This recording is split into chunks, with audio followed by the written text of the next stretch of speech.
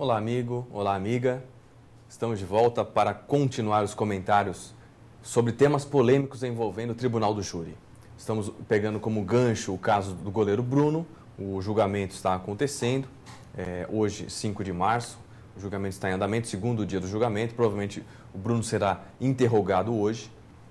E podemos extrair lições jurídicas desse caso concreto. E fica bem interessante para você lembrar os institutos jurídicos que você estuda, que você utiliza na academia, na sua pós-graduação, ou que você está aprendendo na faculdade. É interessante você associar esse conhecimento jurídico abstrato, muitas vezes de difícil compreensão, com caso concreto, como esse de grande repercussão, em que temas práticos, problemas que acontecem durante o julgamento, surgem e aí você fica em dúvida. E aí é legal, é interessante que você tenha contato com informações jurídicas, com explicações jurídicas, ligando casos concretos à teoria que você estuda no seu dia a dia. Isso facilita o quê? A lembrança. Você vai associar o exemplo concreto com a lição que você estudou, com o tema que você está pesquisando, com um tema que você está escrevendo. Então é interessante esse casamento entre exemplo concreto marcante e teoria. Isso facilita demais a absorção do conhecimento e, principalmente, a manutenção desse conhecimento na sua bagagem jurídica do dia a dia. Pois bem, agora vamos dar continuidade às nossas explicações. Falamos de temas polêmicos e agora vamos falar do terceiro tema polêmico. Primeiro falamos dos efeitos jurídicos da confissão. Para quem quiser acompanhar, os links estão todos aqui embaixo, basta clicar e você terá acesso a essa explicação. Depois falamos sobre homicídio sem cadáver, a respeito dessa possibilidade e as suas consequências no júri. E agora vamos falar de um tema extremamente delicado, são as decisões conflitantes no júri.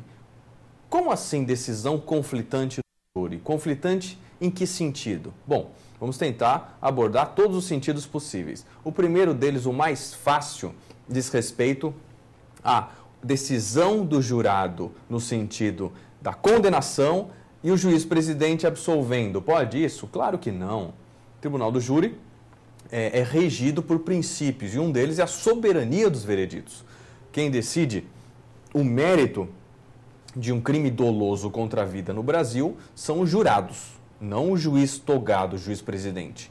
O juiz-presidente está lá para manter a ordem da sessão, para dar andamento aos trabalhos, para que o procedimento adotado seja correto, para tomar decisões, às vezes não muito fáceis, quando no calor das discussões a defesa e a acusação se degladiam. Então o juiz está lá para manter a ordem, mas principalmente para proferir a sentença. Porque o jurado ele é leigo, o jurado simplesmente vai responder sim ou não. Ele não requer conhecimentos jurídicos para decidir aquele caso concreto. Basta ele julgar com a sua consciência.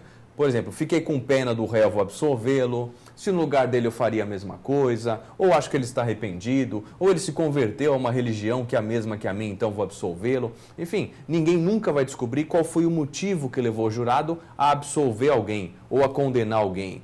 Daí, por isso que a lei ela traz como regra, como opção, por exemplo, uma apelação para submeter o réu a novo julgamento, pois a decisão dos jurados foi manifestamente contrária à prova dos autos. Para que tenhamos um mínimo de coerência entre o material probatório presente na ação penal e a decisão dos jurados. Mas, num novo julgamento, uma eventual nova absolvição, contrariando a prova dos autos, o réu será absolvido porque vale a vontade do jurado e não do legislador, do juiz ou a nossa. É o conselho de sentença que detém o poder de decidir se o réu deve ser absolvido ou condenado no caso concreto. Então, já falamos que quem manda, quem tem competência para decidir o mérito é o conselho de sentença, são os jurados. Então, a pergunta que surge é a seguinte: mas e se essa decisão conflitante for entre os jurados? Sem problema nenhum. No Brasil, a regra que vale é a da votação por maioria de votos. Eu não preciso de uma votação unânime, como eu preciso em alguns estados norte-americanos. Aqui vale a votação por maioria. Então, se 4 jurados decidirem no sentido A ou B, a decisão está resolvida. Pode ser 4-3, não importa, não preciso de unanimidade, eu preciso de uma maioria de votos. Então também não tem problema se um jurado julgar diferente do outro, sem problema nenhum. A grande polêmica relacionada a esse tema diz respeito ao desmembramento de júris em caso de coautoria. Então, no caso do Bruno, eu tenho 3 réus sendo acusados de crimes dolosos contra a vida, julgados em momentos diferentes. O Macarrão já foi julgado, já foi condenado. Bruno Fernandes está sendo julgado no momento. O Bola será julgado em maio. Então, existe o risco, em tese, de uma decisão contraditória? O risco existe. Mas o que eu vou explicar aqui para vocês é que não há contradição. Isso é importante. Como você consegue conciliar a condenação do Macarrão, a absolvição do Bruno, a condenação do Bola ou vice-versa? Como é possível um ser condenado pela morte da Elise e o outro não? Simples, pessoal. Por quê? O que liga essas pessoas no momento é o homicídio.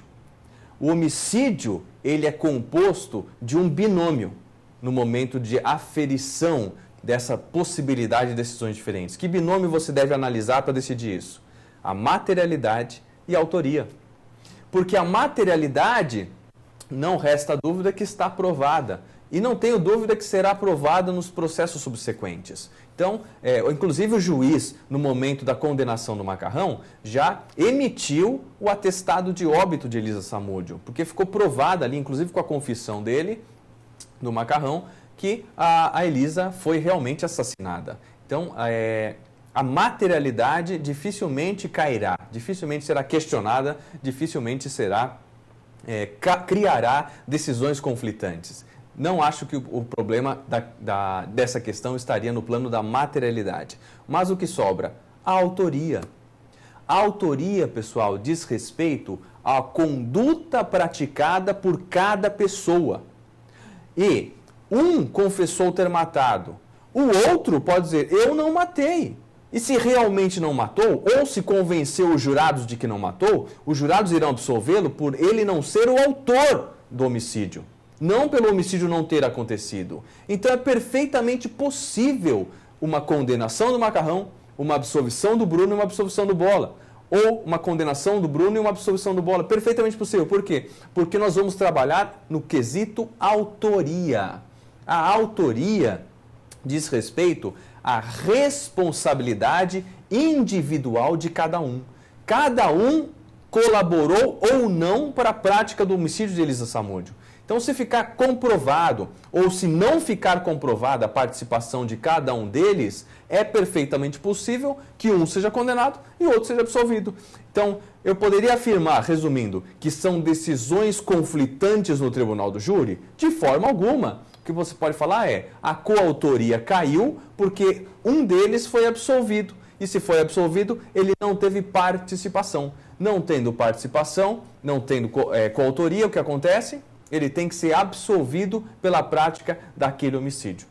Então, o fato de no primeiro júri existir condenação, no segundo uma absolvição, é perfeitamente possível, é juridicamente possível. Por quê?